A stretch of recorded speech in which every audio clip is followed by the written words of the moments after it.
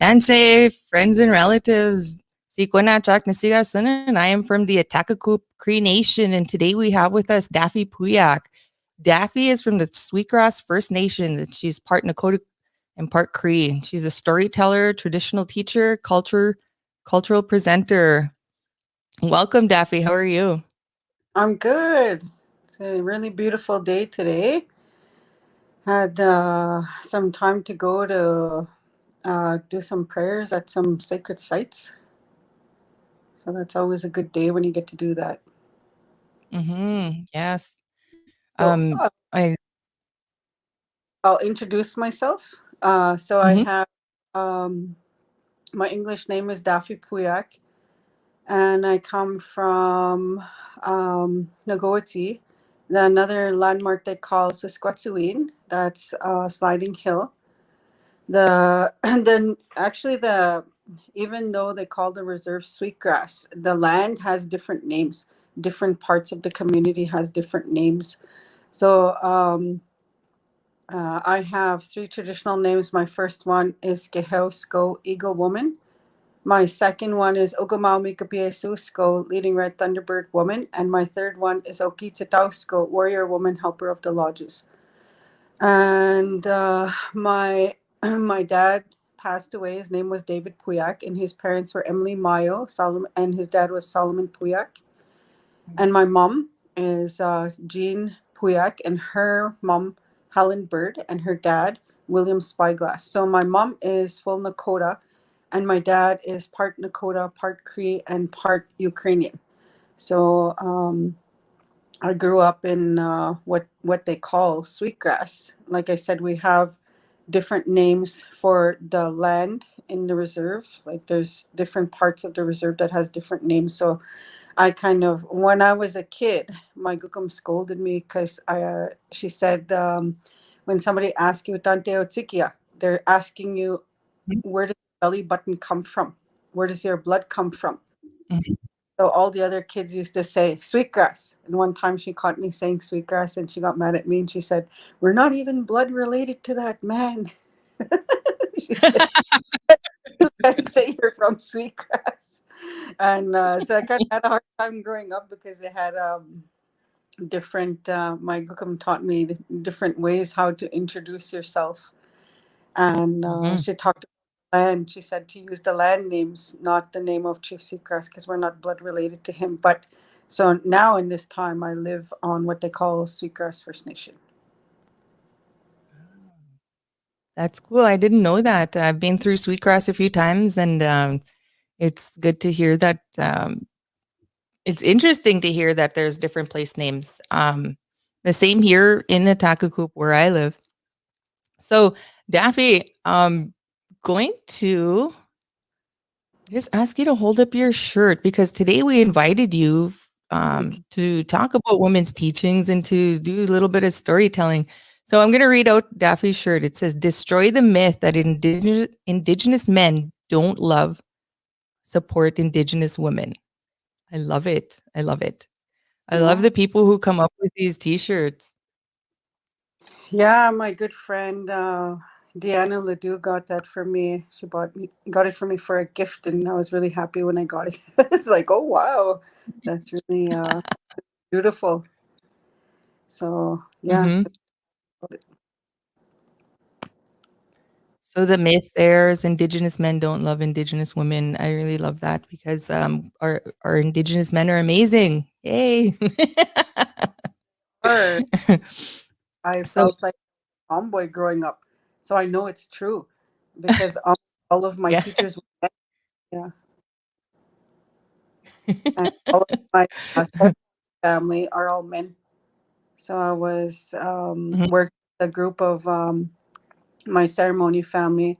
I worked with probably about maybe about 23 years, but I knew most of them my whole life. And they're all men and they all support me and they all, we pray together, we come together and we pray together. We bring, our altars together and our spirit helpers together and we all help each other and support each other. So I know that that's really true. A lot of people don't see that in the community and it's important. So I acknowledge all of the men, my teachers, and my ceremony family, all the men that worked very hard to support me in all that I do. Hmm. Yeah. So, Daph, I brought you here to share with us a little bit of Indigenous women's teachings, Nakota-Cree teachings, Cree teachings. I've been getting a lot of phone calls saying that my podcast is reaching places far and wide. And I got a call from Texas actually requesting for this type of show on Indigenous women's teachings. So, my phone call from Texas was a woman from the Kakawishtahoe area, and she said that when she hears people from home, she just feels home, and she requested Indigenous women's teachings. So, can you help us out with that? Yeah. um, it's such a really massive topic. There's so many stories to choose from, and I think that it's really important that we understand our place as women and our strong connection to Mother Earth. Like the word iskutel, when you take that word apart, it talks about a woman's heart, the warmth of a mother, the love of a mother. And I was told they first used this word to describe Mother Earth's heart, that fire in the center of the earth. So our people always knew that uh, Mother Earth's heart was fire. We didn't have to get shovels and dig and, do any uh, try to prove it or anything like that. We always knew that, and that's a part of our creation story. And it talks about Mm. Mother Earth, center of the earth, that fire in the middle of the earth. Like there's really, really beautiful, amazing stories that my Gukum told me that she talked about. I was just blown away by all the things she talked about. Like she even and I wish I could remember the words. I feel really bad. I'm going to pray about it, and I hope that I can remember. My Gugum told me, she said, Nussim, Mother Earth has a waist. And she said, on a woman's waist, like this part of her body. So if you were to take the temperature on the waist of a woman and then maybe on their head or their hand, wherever, the waist is always going to be warmer. So she was telling me, she said, and my dad was telling me in my musham, they were telling me these stories, and they the way they described it, they said Mother Earth has a belt, and it's the hottest place on the earth, on Mother Earth, on her body. Just like every woman, the warmest place on her body is her womb, the Mhm, warmth of a mother, the love of a mother. So the womb has this like our inside of our womb, inside of a woman, they call that the womb our like our fireplace inside of us. That is our fire. And mhm, we as women and all like the animals, the birds, everything like that, their womb is considered like a home fire, a place to bring a new spirit into the body and to keep that new spirit warm until they're born into the world. So that's really an important part of our teachings, and it's it's important. A lot of times, like I've traveled around, and I'm not trying to be like somebody who scolds, but I've talked to a lot of young men, like Uskapels, when I would attend, the ceremonies, or I would attend the wakes or funerals, and there was times where they had a fire there. mhm, And it's kind of sad, but in a good way. Like a lot of people are bringing awareness about the sacredness of the fire, the sacredness of that fire. That's a representation of Mother Earth when they build those fires in the lodges. Like when you go out to the Sundance, they have a fire there, and that fire is really well protected, and it's not to go out. Same thing like when they go to a wake, they start that fire, and those fires are to be protected. So I had a lot of good talks over the years with the young men, the fire keepers, and I talked to them about, remember that that fire is sacred. It represents the women. It also represents how you light that fire is how you treat women. When I was a little kid, my gukam was really old school. She had a stove, but she actually cooked on a fire from spring till fall.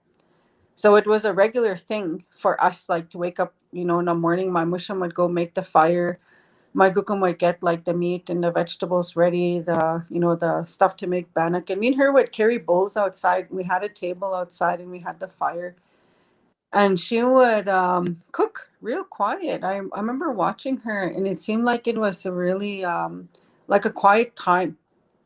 She was real gentle with that fire. And when my I watched my mushum build that fire, and he was so quiet, like he was really gentle with that fire.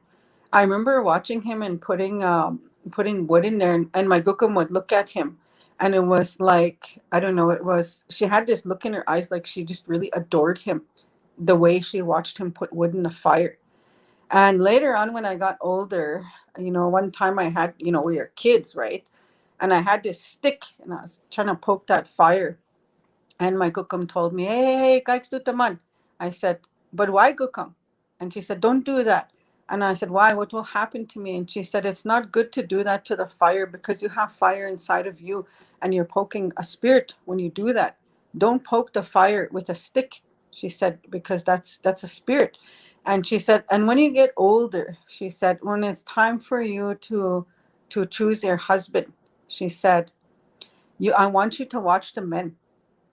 She said, you can see how a man treats his mother, his grandmother, his wife, and his sisters by how he puts wood in that fire. She said, if he just throws the wood in there, that's how he will treat a woman. He will just throw her without Mm-hmm. care. But if he gently adds the wood, then I understood why my Gukam had that look in her eyes when she just had this really beautiful look. I would watch her watching my mushroom put that wood in the fire real gentle, and she had this real, like, she just adored him, right? It was Mm-hmm. like so beautiful to her. And even though they were old in their age, Mm-hmm. she admired him so much by how he fed that fire so gentle and so carefully he put the wood in there. So that's why she told me that when we got older, she said, this is how you can tell how a man treats his wife, his sisters, his mom, his kukum, and what he also thinks of Mother Earth, because that is a piece of Mother Earth, her heart. That is a piece of her. And she said, we are made of fire, earth, air, and water. She said, so it's important that we have that respect and that honor for the fire. So when I travel around, I would tell the Uskapeo, like, it's your job as Uskapeo to protect that fire, because you're protecting the feminine energy. You're protecting and honoring Mother Earth when you carefully protect that fire in that ceremony. When you make sure that nobody puts butts in there or they don't put Mm-hmm. garbage in there, and you make sure kids don't poke it with a stick, and you put that wood on there real gentle, and to allow Mother Earth's healing to come to those people. So that's important. It's a really big part of who we are, and it's a big part of our traditional way, the importance of that fire. So that was really, really beautiful for her to teach me that. And growing up, I did that often, right?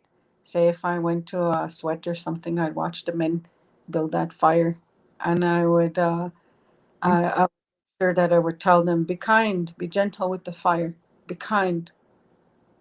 And Mm-hmm. yeah, I was always there to remind them of that kindness and that gentleness, because the fire represents the love of a mother, the warmth of a mother.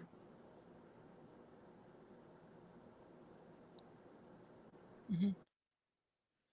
It reminds me of growing up to my first teachings with fire. I remember we had this fireplace, and I was this little wee tiny girl, and I just used to think I was so smart, and I was trying to start the fire, be the first kid to start the fire, kind of thing. And so I blew on it, and my dad just came running, and he sat down beside me, and he said, "Don't blow on the fire."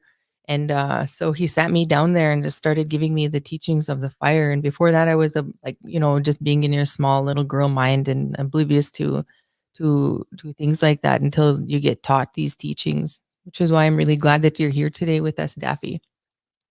So Yeah. escuteo in the fire. Mhm. Yeah, and it's important, part of who we are. Like, and my Google, like lots of things she talked to me about. you know, when I was a kid, she spoke to me like I was an adult. I didn't understand what she was telling me until I grew, until I grew and had my own family. Then I started to realize what she was talking about, you know. And this can be like a sensitive topic for some, but it's also an important topic. Like I talk to my daughters and, you know, even my sons about this. Talk about that sacredness of that fire, and you know, we have the teepee and we have that fire in the center to represent Mother Earth. And when the women, when they wear their skirts, it's a representation of that teepee, and that fire is in our womb. That's that sacredness of our womb. So it's important that the women, you know, that they realize that we are sacred beings. Like our physical body is, it's sacred, and it's important to know that we need to take really good care of ourselves, take good care of our womb, take good care of Mhm. the sacredness of our body. So when I was younger, you know, Gukum told me, and I didn't get this until I got older. She talked about, she said, you know, Kaiwi kat, she was saying in Cree, she was telling me all this in Cree, and she said, you know, don't ever jump over the fire. And I just looked at her and I thought, Gukam, I would never jump over the fire because I would catch on fire and I would burn and I will get hurt. Why would you think I'll jump over the fire? And I was like, I won't jump over the fire, Gukum. I'm too scared to jump over the fire. And I was saying, boy, this Gukum, she always says real weird things as if I want to catch on fire and jump over the fire. But she said, um, she told me, don't jump over another woman's fire. Don't jump between another, like a man and a woman. To keep, not only to honor your Mhm. own fire, but to honor other women's fire. To have honor for that Mhm. family system. And that fire is the one that blesses the home, the fire in the womb, the fire in the woman. The woman is the one who makes that home and makes that home comfortable. And she told me, like, when women jump over another woman's fire, they just like they tip over that fire, and it hurts that woman whose fire Mhm. was. and Mhm. and also, you know, that while that woman is jumping over another woman's fire, she can get burnt. And then from that, her jumping over the Mhm. fire, the man is pushed away, and then the man becomes cold. And when the men Mhm. are cold, they become different. They become angry, distant, because allowing, you know, another woman to jump over their home fire.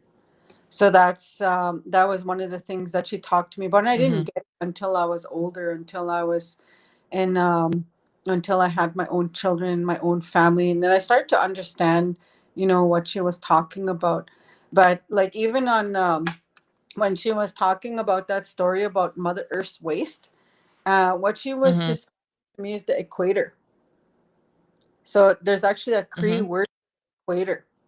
And she told me Mhm. some stories. Like she even there's actually even a Cree word for gravity, and she told me all these real beautiful stories about Mother Earth's heart, and about um, I don't often share this story, you know, too many times, but she talked about, you know, Mother Earth, her heart in the center of the earth, that fire. She said it was like a sun inside of the earth.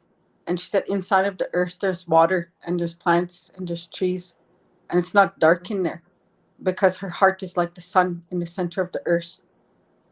And she said, and there's other beings that live there inside of Mother Earth. And she Mhm. told me stories like about, she talked about like,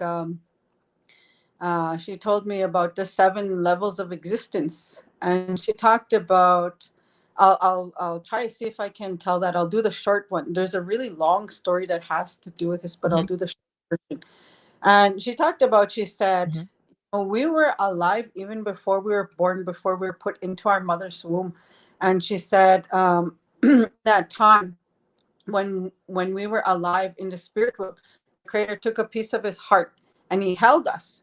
And when he held us in his hand, he showed us, he said, this is where you can go. This will be your mom. This will be your dad. This will be your family. And he gave us two gifts. He gave us love and he gave us free will. And that free will, we get to choose if we were going to come or not. So on the left hand, he said, look this way. And when we looked to the left, it was the most hardest times, the most heartbreaking times, the most difficult times in your life that we're going to teach you how to live, how to be alive. And he said, now look this way on the right. They were the most beautiful times of your human journey. And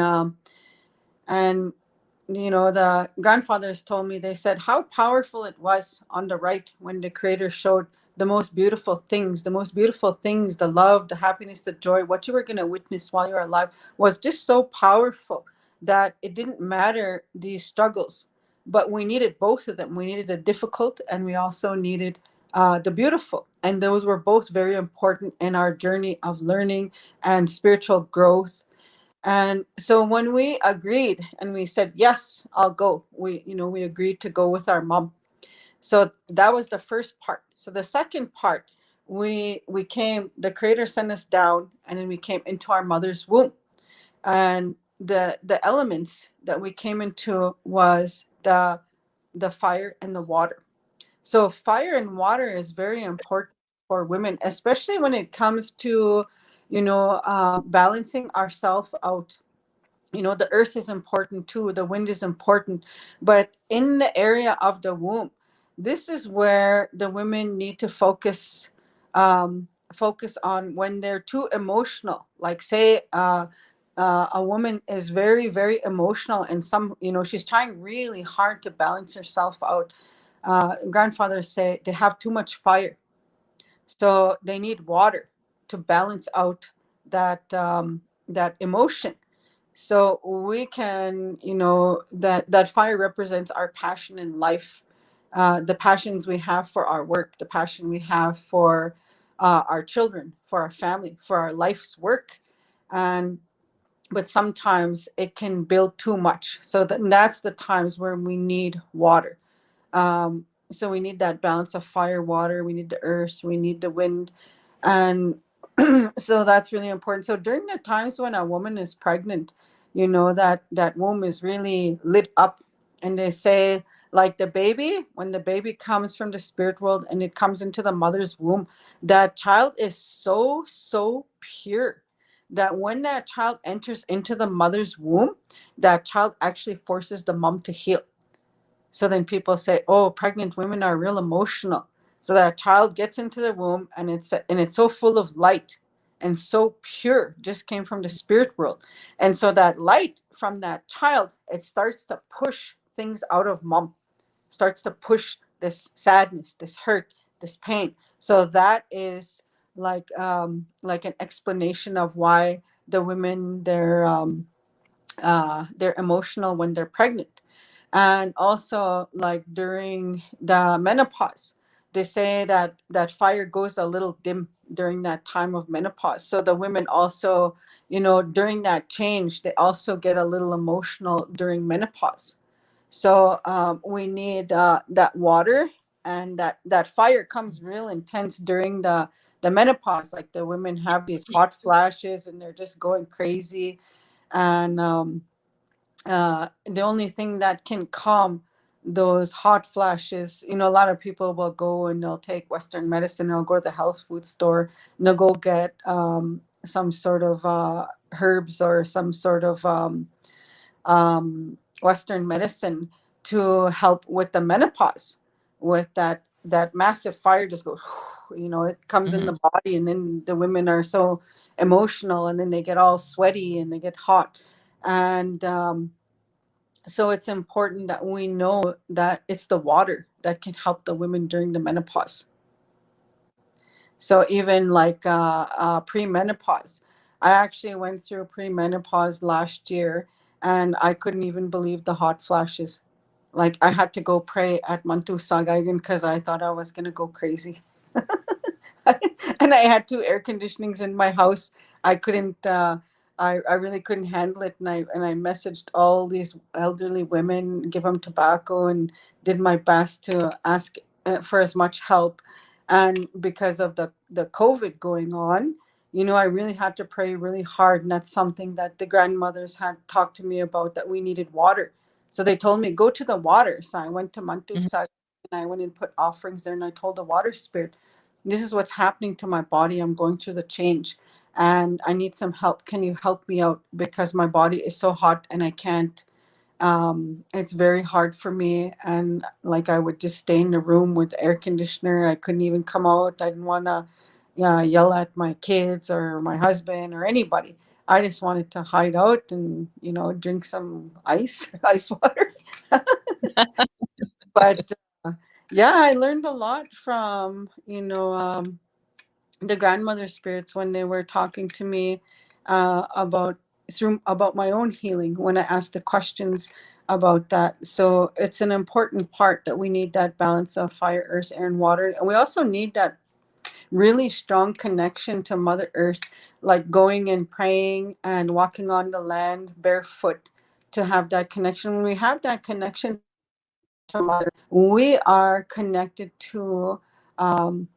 Not just Mother Earth, but we make this connection to our through our umbilical cord to our mom, to her mom, to her mom, to her mom, to her mom, to every woman, till the beginning of time, to the very first woman created, and then to Mother Earth.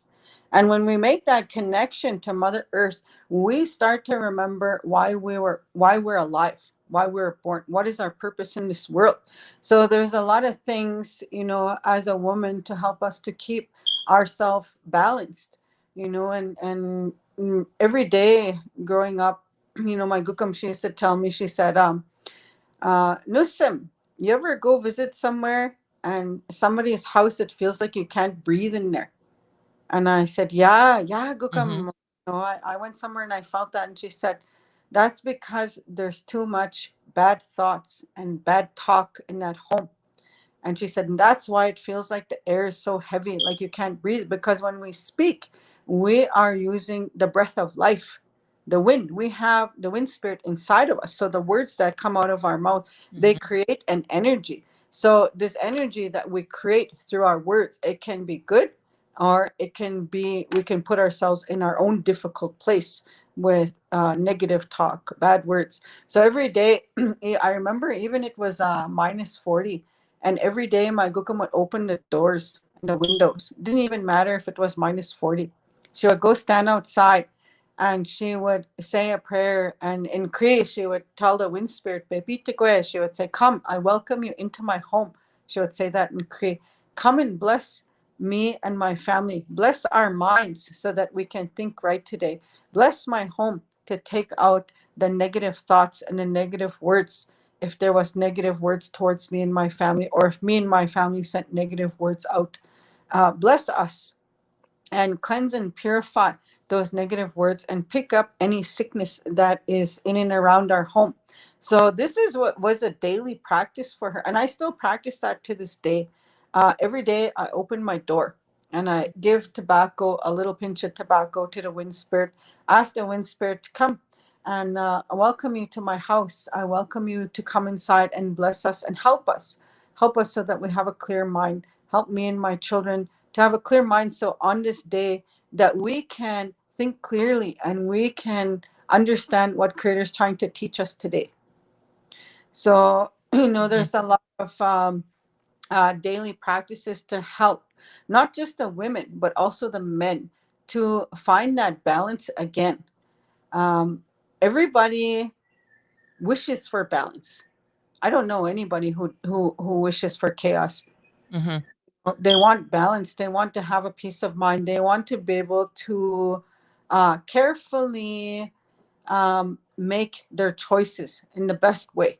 As a parent, you have a home, you have a family. When you have a big decision, maybe it's you're moving or a new job, or something's going on in the family. As a human being, you always want to make the best choice. So we need strongly to have Mhm. those, as a mother, asking the creator and the mother earth to guide us and to lead us, and to remember to have that strong connection as a woman. I have this prayer meditation. In this prayer meditation, I put tobacco and I sing a certain song, a woman's song, and I ask um, that my umbilical cord, ask Creator and Mother Earth to help me to connect to my mom. And so I'll see my umbilical cord and I'll connect it to my mom, and I'll ask then that it connects to her mom, and her mom, and her mom, and her mom, and every woman, right to the very first woman created, and then to Mother Earth.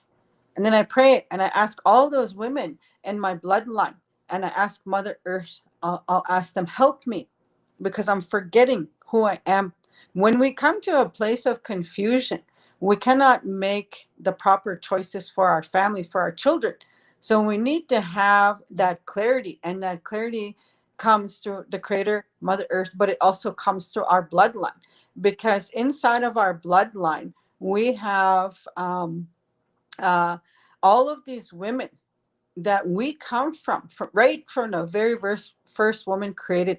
They've all had struggles and they've all had problems, and they all had solutions for every problem.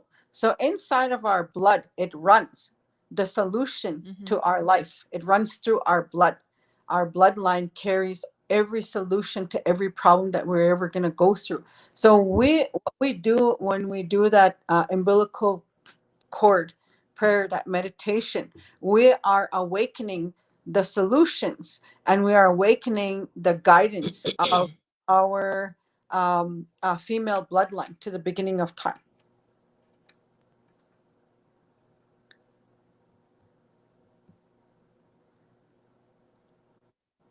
And it's a really, really beautiful prayer. That's one of my favorite prayers. And like I said, I sing a song.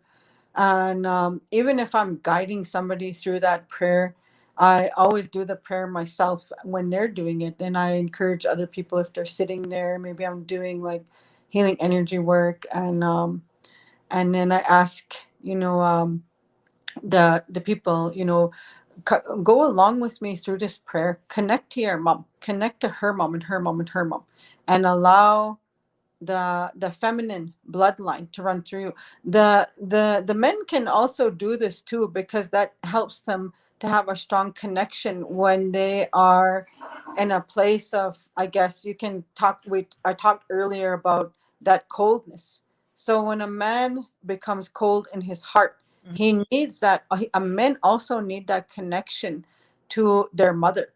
They need that connection, all the feminine bloodline, because what that does, and you connect that umbilical cord all the way back to the first woman created, Mother Earth. The men can do this too, and it will help them to restore and balance out that love.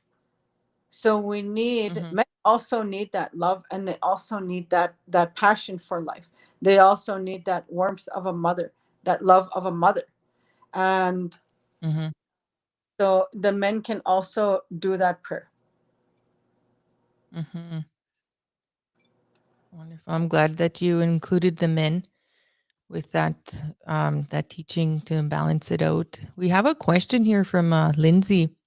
Okay. We're getting to a question here. How do we prepare for our young daughters as they approach their first moon time? um when I was, like, every region, they have different moon time ceremonies, and some of them have different region, but in the Nakota and the Cree ways are actually very similar. They're not very different. Um, Mm-hmm. so I can't speak for all other people. I only know like the way that my kukum had taught me. And during the first time when I went through the change, when I was changing into a woman, um, my dad went and got my kukum. I told him what was going on, and he went and got my kukum, and she came over, and she told me I need to stay in the room. And she told my dad that if I needed to go to the bathroom, the men had to leave the house. So if I need to go bathroom in the middle of the night, like my brother and Mm-hmm. and my dad had to go out of the house so I could go to the bathroom. and then I had to go to the bathroom like in a pail, and then I would have to take it outside after.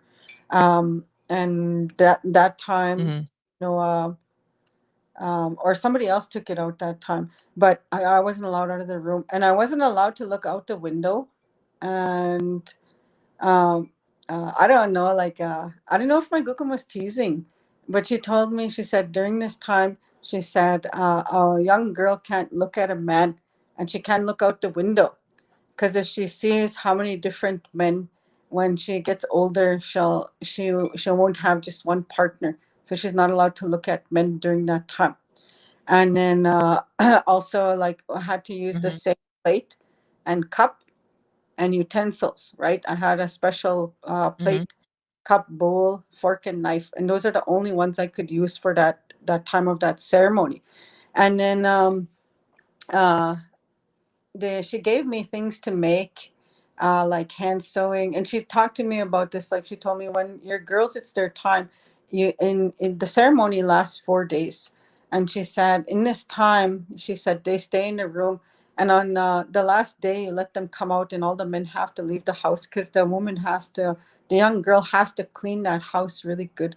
But during the first 3 days, they give them something to do. And also, like, there's a teaching about that. Like, let's say you choose how many different items, so you get them prepared. Like, you cut out moccasins. That young girl can make moccasins, even baby moccasins, or she can do beadwork, or else she can do a baby quilt, or else she can make lacing, like lacing for a moss beck. She can you give them 4 pieces of hide, and in that time they have to make that and that lacing right to the center. And it teaches, like, the lacing, it teaches them to have patience, and the girl can see by the end of, the third, fourth day, she can see the big difference between the first hide and the second one. Mhm. So by the and then the third and the fourth, she can look at, and she can Mhm. see that with patience, that lacing is going to be real solid and straight, and it's going to be real even. So the first hide is going to be a little jagged, eh? You're trying to teach them Mhm. patience, and sometimes they don't have patience, and they just trying to cut, cut, cut, and it's all jagged. And when that lacing is not cut straight and proper, and you pull it, Mhm. it's break. So it's Mhm. important that they learn how to make that strong lacing, because that is what's going to hold the baby. They're going to use that in the future for the moss pick.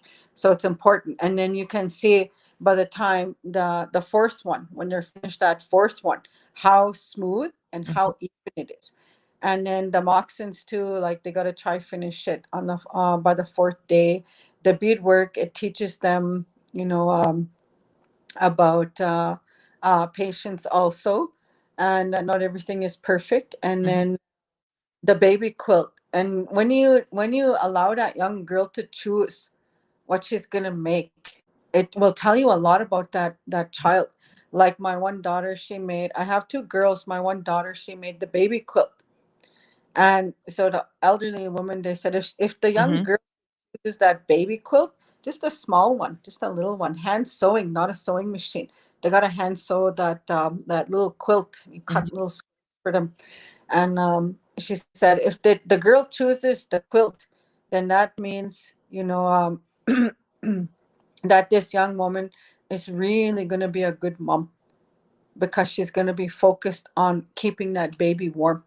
She's going to be focused on taking Mhm. care of that child, and making sure that child has a nice warm place to sleep, and that child is well cared for. And she said, if she chooses the lacing, that young woman, she might be a little stubborn, but she will always find her way, regardless of what happens to her, because she's gonna figure out that she needs patience. She can be stubborn, and but through that stubbornness, that young woman is going to learn to be very, very patient. So when a child is stubborn, their main strength as they grow is patience. So stubbornness teaches patience. And she's talked about the men's, like the moccasins, that this young woman, she will take her time when she's going to choose a husband, if she chooses to make the moccasins. And if she chooses the beadwork, she's going to really enjoy life, like enjoy the colors of the flowers. She's going to enjoy everything around, like the trees, the different flowers, the medicine. She's going to have a close connection to all things that are very colorful and beautiful. So this young girl who chooses the beadwork and the many different colors that are in there, like this young girl will so appreciate the sunrise and the sunset. She will really appreciate the flowers and the different colors all around. She'll notice everything, all of the beautiful colors, and her life will be like vibrant, like flowers. So there was a lot of teachings that had to do with that, and then uh, after that, like on the fourth day, the young girl helps to clean up and to make the feast, and to help with the cooking. Even what you serve at the feast is important too.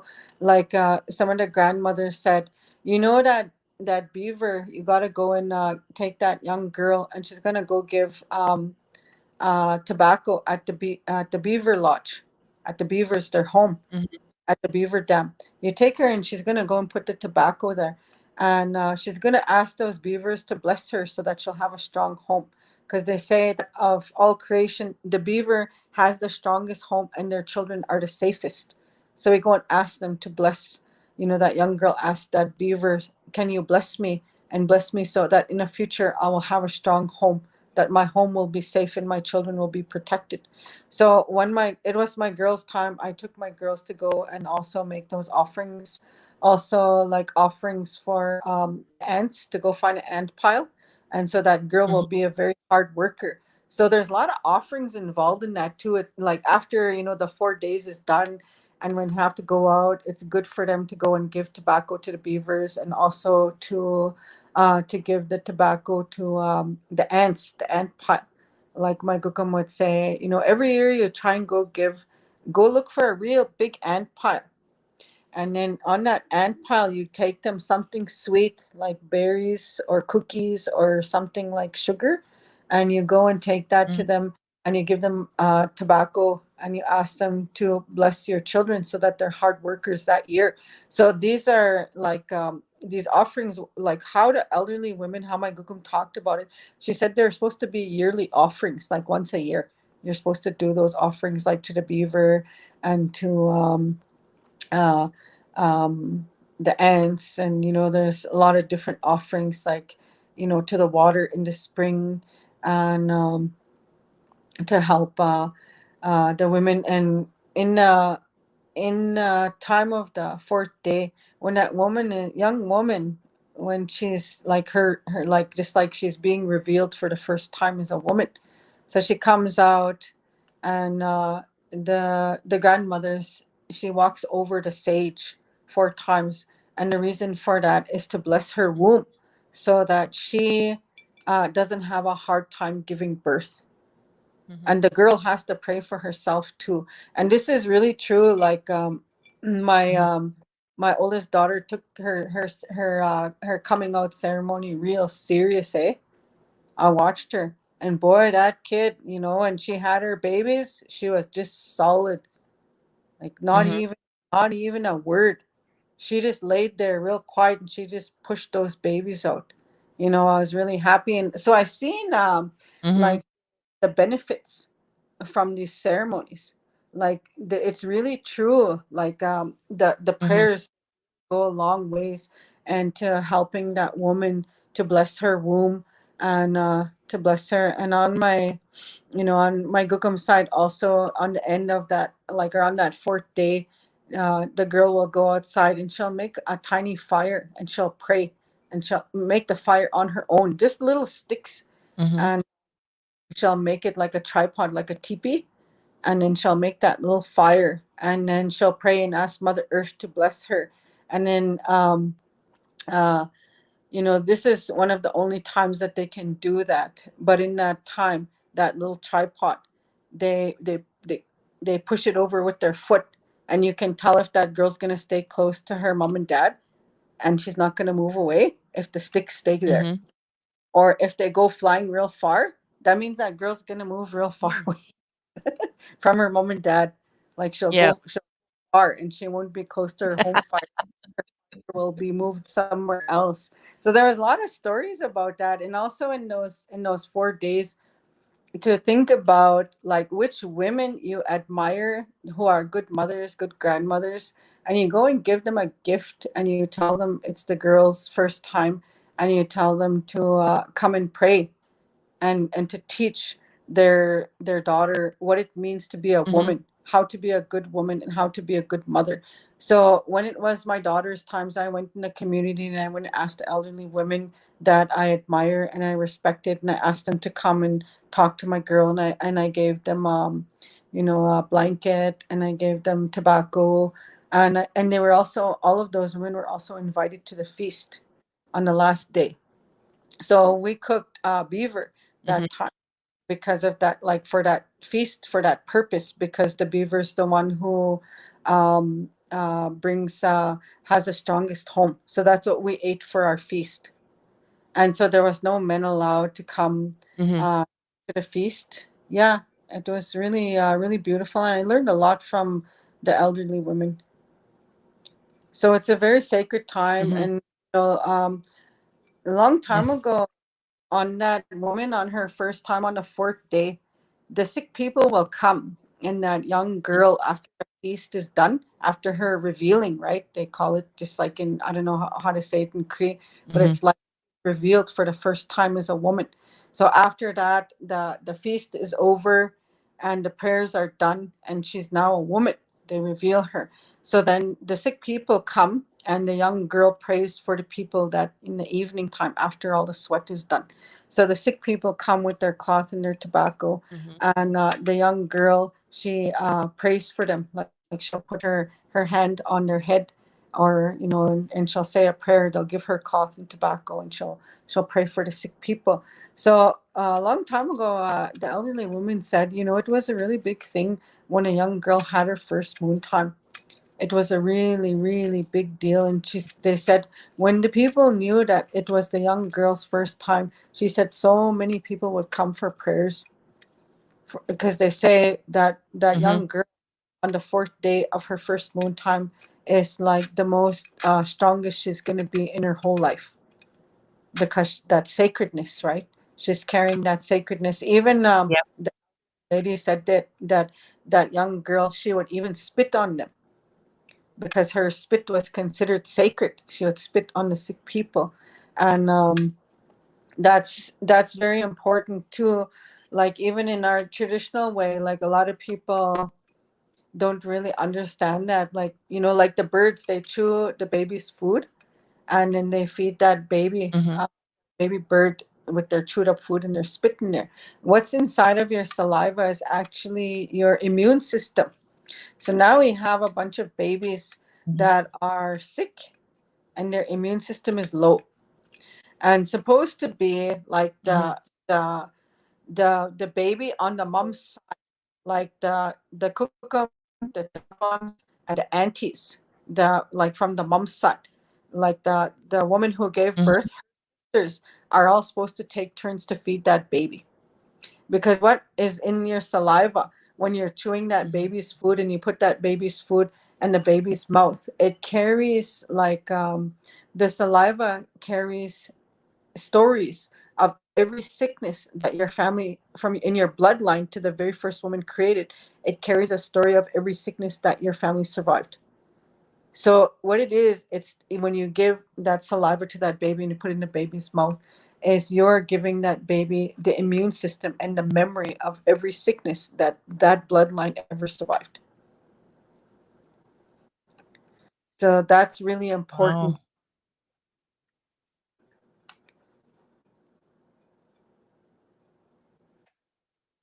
Wow. I had so many questions there, but I just I know every time I sit down and talk with you by a fire or whatever setting, I just let you talk because you have so many like so many ancient things to say and to convey to the people. And just wanting to let you know this is Spring Spirit Podcast. I'm Sequin Achak, and I'm sitting here with Daphie Pooyak.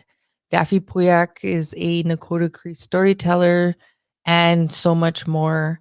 I just wrote that there because of the space allowed. But Daphie has offered some cultural teachings for the women, starting right from when she was born, right to going through her change and just giving some valuable knowledge to the people out there in the public.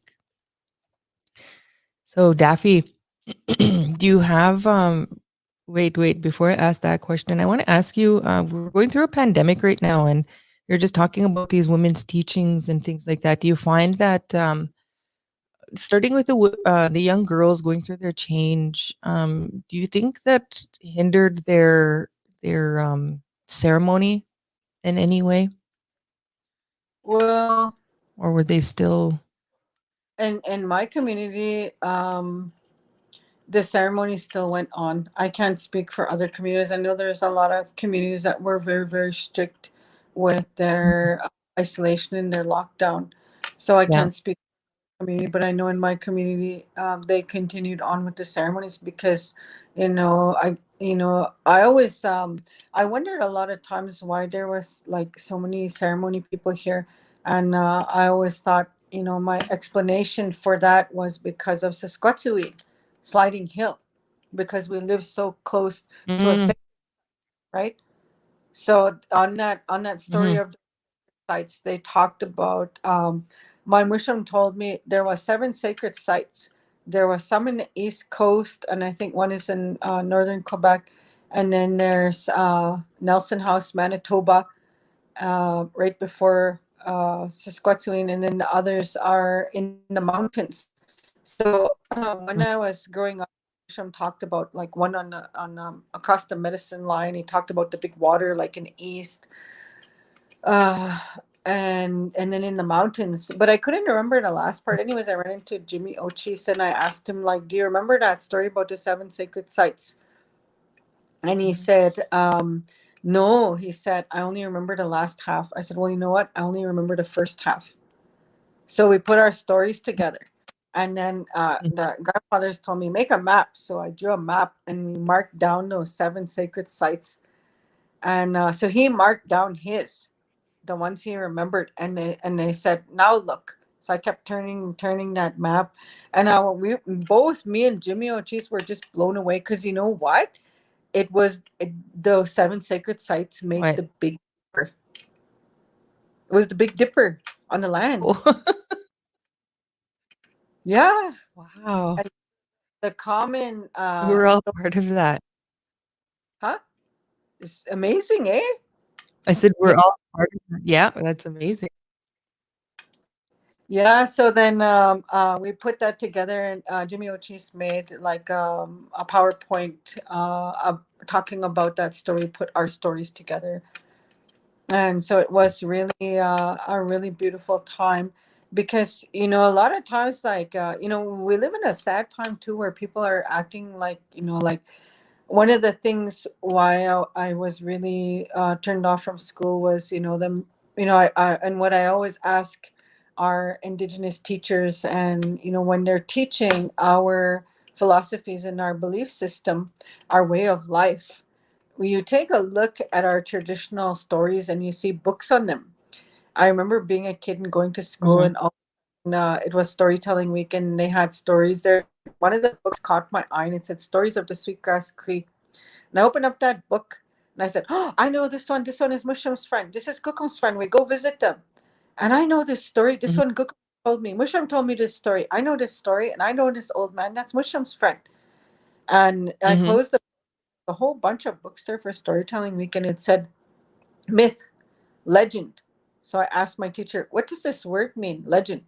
It means that they're not true. They're made up. Holy man, like I swear to God, I was just ready to throw down. I was really mad, and I said, no, that's not true. My Gookum loves me so much, and she would never ever lie to me. She would never tell me a lie because she loves me so much, and she would never do that. I said, these are true stories, and it's not right that you say that because they're true. These things are true. And I ended up getting a big Mhm. argument with the teacher that time, and I got in trouble. I had to go to the principal's office that time.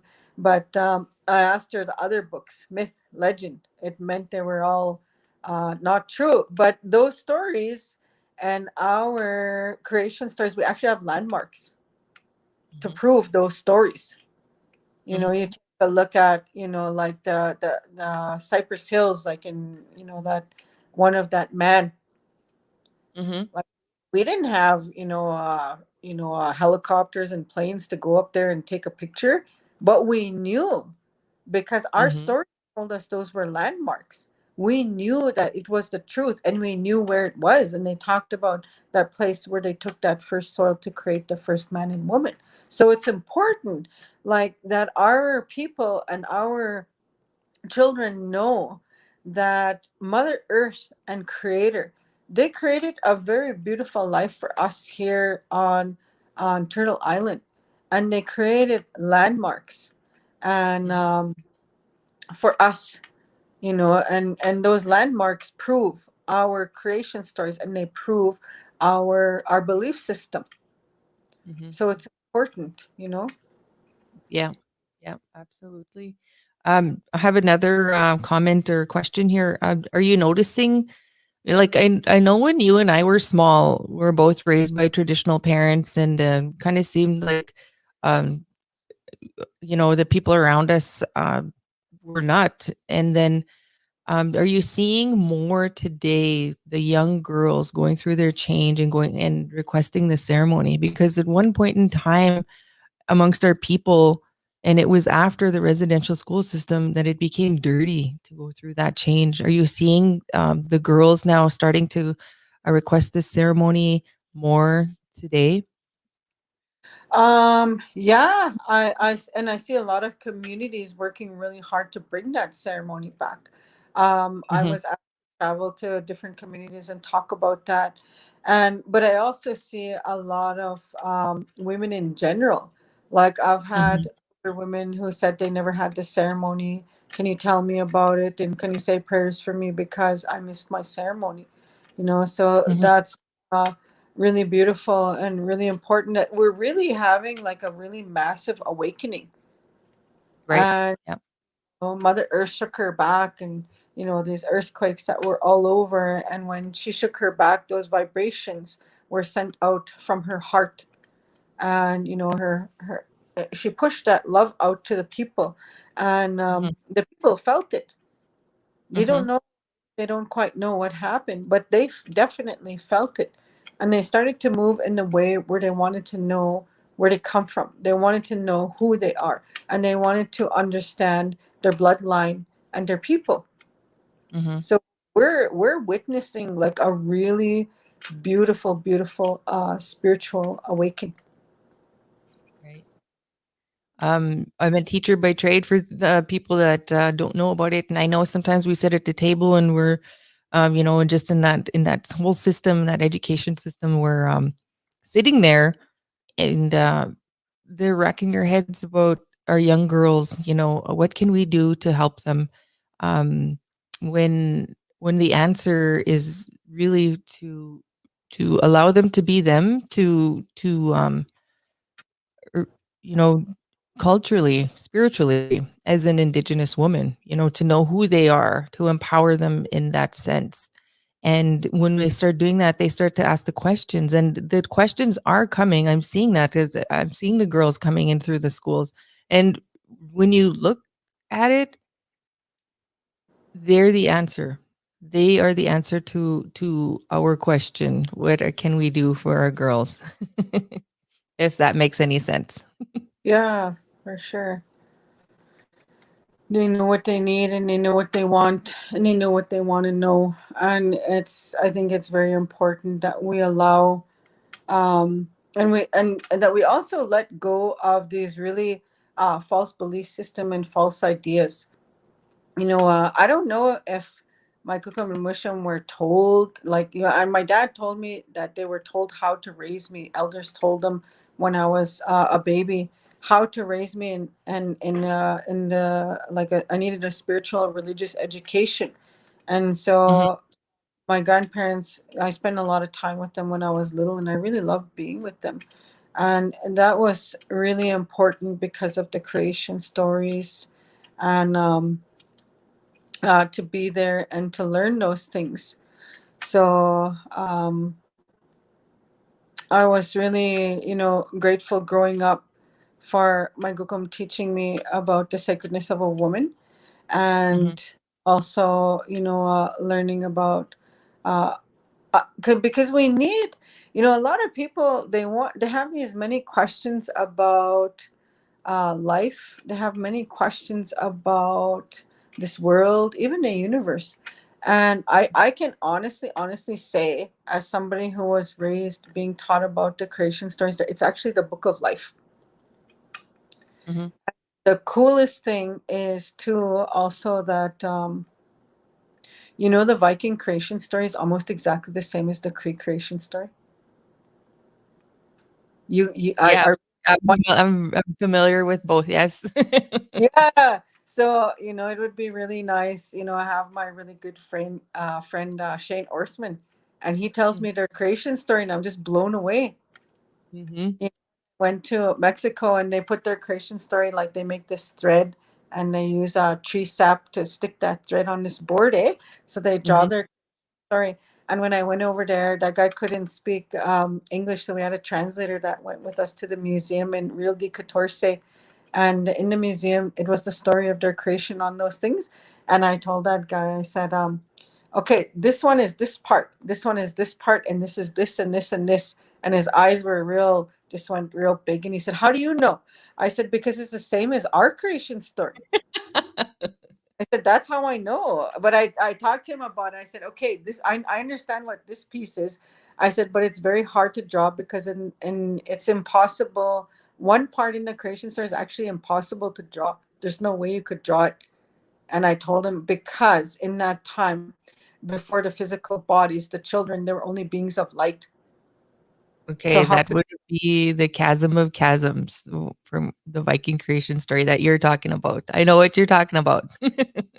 Yeah. So then there was no physical form in that story, and I told him, I said, I know this is what they're trying to depict in this picture. I said, but I'm going to ask you a question. Do you agree that it's impossible to draw? And he said, yes, I agree with you. It's impossible the way my grandparents told me that Hmm. it's impossible because it was only energy. It was only light. Hmm. Yeah. That's beautiful. Well, we are coming to a close here. Daphie Pooyak, Nakota-Cree from Daphne, tell us where you're from. I want to say Sweetgrass, but from when we opened the show, you told us a little bit about where your blood is from, your belly button is from. Oh, I'm Nakota Mhm. on my dad's side. David Pooyak, his mom was Cree, and his dad Salman Pooyak was Nakota and Ukrainian. And on my mom's side, um, uh, Jean, her mom Helen Bird, full Nakota. Her dad William Spyglass, full Nakota. So I'm actually three parts Nakota and Cree and a little bit Ukrainian. Oh, hi, Daffy. Thank you for Yeah. the wonderful Indigenous women's teachings today. Thank you for taking time out of your evening to speak with us. Hi. Yes. Well, I'm glad you asked me. I'm thankful. And now I'm gonna let you you can leave us with some words of inspiration for the Indigenous women out there. One of the things that I wanted to, I always encourage the women to remember the beginning of our creation story, when all of the Creator and Mother Earth's children were all beings of light, and every light was the same size. There was no light that was bigger or brighter. Later on, the physical forms came, and the children got to choose the physical form. Maybe they wanted to be an ant, so they picked up the ant and they put it on over their spirit. So the spirit inside of the ant is the same size as ours. The trees are taller than us, but the spirit in the tree is same size as ours. The grass has a spirit. The flowers have a spirit. The fish has a spirit. And all the spirits of creation are all equal. And it's our job as Indigenous women to carry that. It's our job to remind our children the equality of life. As a mother, when you have children, when we were born into this world, the Creator and Mother Earth gave us love. And when they put that love into our spirit, our soul, it came with an automatic instruction. That automatic instruction says, love unconditionally. love equally. And as a woman, you can ask women, a woman doesn't say, oh, I love this kid more than this kid. Maybe one of our kids is praying and the other one might be going through a learning stage with alcohol or drugs. That doesn't make you love that other child any less than the one who prays. Mhm. So we know that as women. And so we need to teach that equality right now, like the women that are standing up for the rights of women. Beautiful job. I'm very grateful and I'm thankful for the hard work of the many grandmothers, the warriors, the women, the mothers standing up for to bring awareness to the rights of women and the equality of women. But within that, while you're going through that, and standing up for missing and murdered Indigenous women. We can never ever forget that we are not greater than the men, Mhm. because a woman carries a belief that a woman is stronger than a man. That's going to be very, very hard for her family. It's going to have give her sons a hard time when she believes that women are stronger. That's not true. A woman can have a baby on her own, and a man can have a baby on his own. We need both the male and the feminine energy to bring balance into the home, to bring balance into life. And, I talked a lot about, because right now, the sad thing is, which I'm trying to bring more awareness, I'm trying to maybe get some men to put some groups together, because there's actually more missing and murdered Aboriginal men, way more. And 70% of suicides in North America are male. And, some people might not agree with what I say, but men are actually more oppressed than women. So we want the women to be strong, but we also want the men to be strong. We want our sons to be protected, and we want our sons to be strong too, not just the daughters. You Mhm. know, when you take a look, you know, um, I've had some women come and ask for prayers because their sons were missing. Mhm. And I've had some women and families bring cloth because their daughters were missing. And I'll tell you, there was no difference in their pain. Mhm. There was no difference in a woman who was crying for her son and a woman crying for her daughter. So, as women, we need to do our part to also support the men in their healing journey. We need to support them, and we need to really, truly be truthful. Like I said, 70% of suicides are men. We need to be honest. We Mhm. can't have half truth. You have to have full truth in order to heal communities. And when I worked in the jail, like, the sad part is, like, I did like spiritual counseling. Even though I'm not old, I was an elder at the jail. But 90% of the young men that I counseled were sexually abused, and they never told anybody. Mhm. If a girl is sexually abused, she will go and tell right away, because the mom and the family had talks with her about inappropriate touching and inappropriate behavior. So Mhm. we need those same talks with our sons as we do with our women. One time elders were getting mad, and they said, they were upset, and they said, "Where's the warriors? Where's the warriors?" I said, "A lot of them are in jail. They're Mhm. stomped. Their hearts are hurt." And, like, toxic masculinity, saying, be a man, man up, don't cry, don't cry, don't cry. That really hurts men, and it really hurts young boys to Mhm. be told, don't cry, don't cry, be a man, man up. And I've heard the worst, most awfulest stories, and I've had so many men come and cry to me and tell me their stories. And I heard awful things, like, I couldn't even believe some of the things that the men were told. Like, there was a young man, he was telling, he was crying, and he was telling me, that he was raped from an older woman, and he told his uncle, and his uncle told him, "You should be happy she popped your cherry." Can Mhm. you imagine saying that to a young girl who was just raped? No. Nobody would say that to a woman. Yep. But, like, so we need to bring awareness, and we need to teach our sons and protect our sons the same ways we protect our daughters, because the truth is in the facts. The facts are, there's more missing and murdered Aboriginal men. The fact is, more men commit suicide than women. Mhm. So, as a mother, as a grandmother, as our chopons, our mothers, our sisters, our grandmothers. We need to support our sons, our brothers, our husbands.